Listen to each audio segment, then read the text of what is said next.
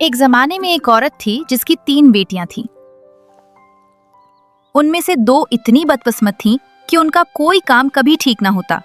हर मंसूबा उल्टा पड़ जाता, हर उम्मीद खाक में मिल जाती। मगर सबसे छोटी बेटी, जिसका नाम मेलिस था, खुशबख्ती लेकर पैदा हुई थी। मुझे तो यकीन है कि उसकी पैदाइश के वक्त दुनिया की हर चीज ने अपनी अपनी कुदरत के मुताबिक बेहतरीन और नायाब तोहफे उसे इनायत किए।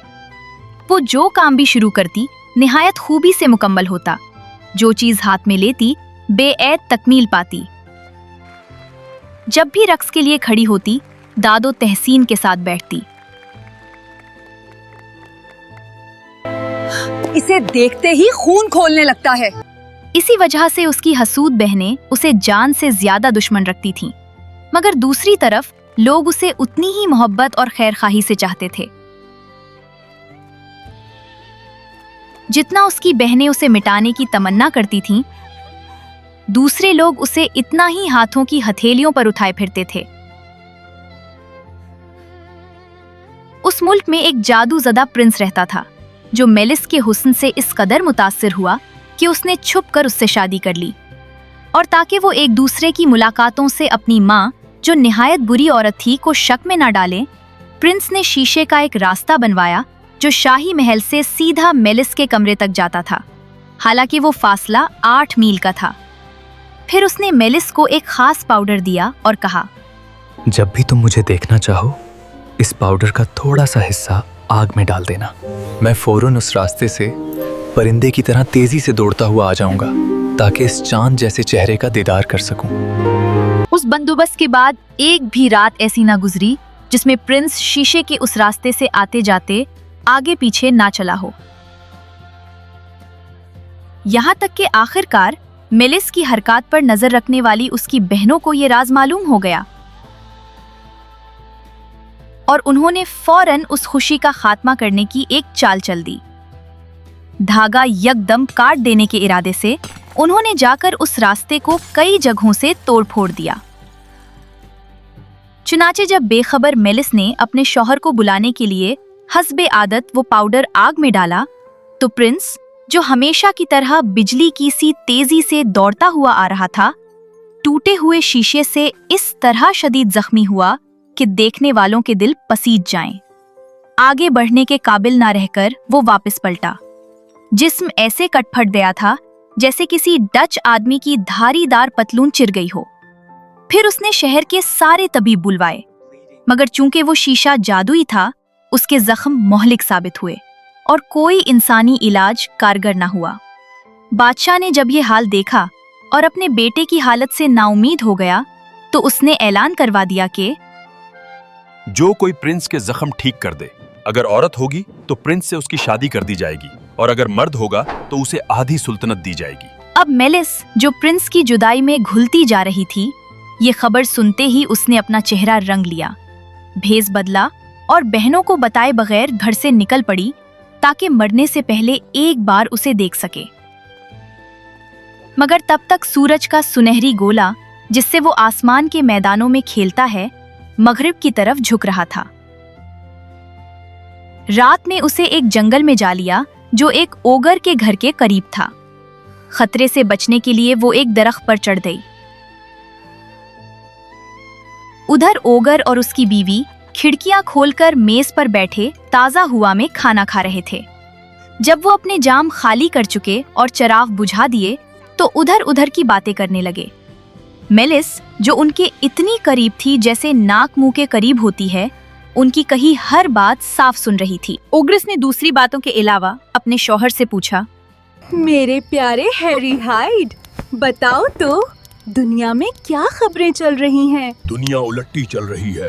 बुरे लोगों को इज्जत मिल रही है और अच्छे लोगों को नजरअंदाज किया जा रहा है। लेकिन उसे भूल जाओ। बादशाह के बेटे की कहानी सुनो। वो शीशे के रास्ते से एक खूबसूरत लड़की से मिलने जाता था, लेकिन रास्ता टूट गया। वो हमेशा की तरह आया और टूटे हुए शीशे से बुरी तरह जख्मी हो गया। जख्म ऐसे हैं कि कोई डॉक्टर उन्हें ठीक नहीं कर सकता। बादशाह ने इलाज करने वाले के लिए बड़े इनाम का ऐलान किया है, मगर सच ये है कि सब कोशिशें बेकार जाएंगी और अब बस उसके जनाजे की तैयारी रह गई है। ये बात सुनकर मेलिस का दिल टूट गया। वो सिसकियों के साथ रो पड़ी और दिल में बोली, आखिर किस जालिम ने वो रास्ता तोड़ा। ओग्रेस बात किए जा रही थी और मेलिस चूहे की तरह खामोश होकर सुन रही थी। क्या वाकई कोई इलाज नहीं? क्या दुनिया में कोई चीज उसे बचा नहीं सकती? ये मामूली बीमारी नहीं, ना आम जख्म। जादुई शीशे के टूटने से जो चोट लगी है वो नाकाबिल इलाज होती। बस एक ही चीज है जो उसकी जान बचा सकती है, मगर मत पूछो, ये बहुत खतरनाक राज है। बताओ ना लॉन्ग टस्क, अगर मुझे मरना नहीं देखना चाहते तो बताओ। ओग्रेस ने इसरार किया। All right, I'll tell you, but मगर वादा करो किसी जिंदा इंसान को नहीं बताओगी। ये राज अगर बाहर गया तो हम सब की बर्बादी पक्की है। फिक्र ना करो मेरे प्यारे शौहर, मेरे मुंह से एक लफ्ज नहीं निकलेगा। जान लो, आसमान के नीचे और जमीन के ऊपर कोई चीज प्रिंस को मौत के फंदों से नहीं बचा सकती, सिवाय हमारे चर्बी के। अगर उसके जख्मों पर ये चर्बी मिल दी जाए तो उसकी जान, जो अभी बदन से निकलने ही वाली है, थम जाएगी।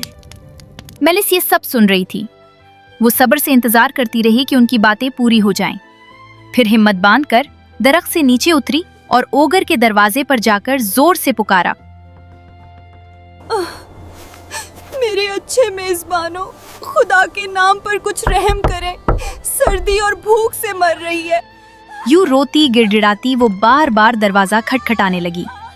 ये शोर सुनकर ओग्रेस ने सोचा कि मेलिस को आधी रोटी देकर भगा दे, मगर ओगर, जो गोश्त खाने में बहुत लालची था, अपनी बीवी से बोला, इस गरीब लड़की को अंदर आने दो, वरना अगर वो खेतों में सो गई तो कोई भेड़िया उसे खा ना जाए। ओगर इतनी बातें करता रहा कि आखिरकार उसकी बीवी ने मेलिस के लिए दरवाजा खोल दिया।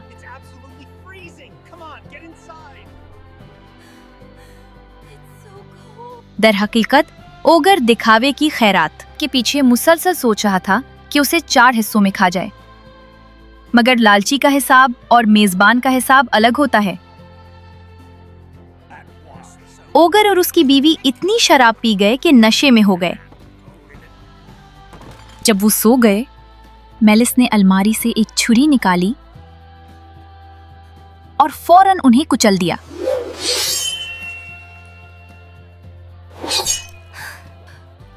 फिर उसने सारी चर्बी एक शीशे की बोतल में भर ली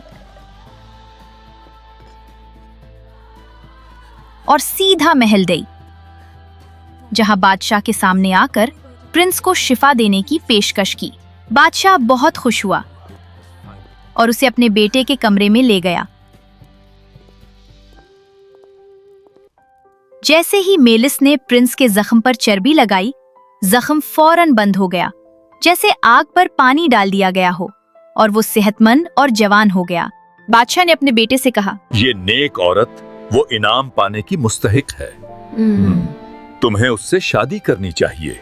ये नामुमकिन है, क्योंकि मेरे दिल में पहले ही एक औरत का हक है।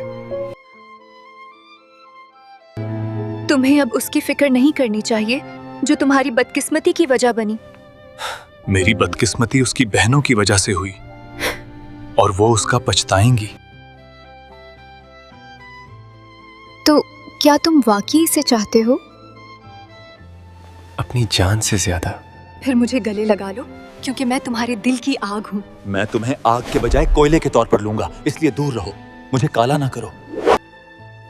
तब मेलिस ने साफ पानी का एक प्याला मंगवाया और अपना चेहरा धोया।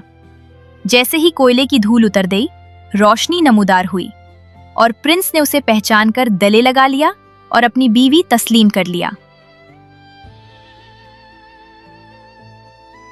इसके बाद उसने अपनी बहनों को भट्टी में डाल दिया। यूं पुरानी कहावत सच साबित हुई, कोई भी बदी बगैर सजा के नहीं जाती।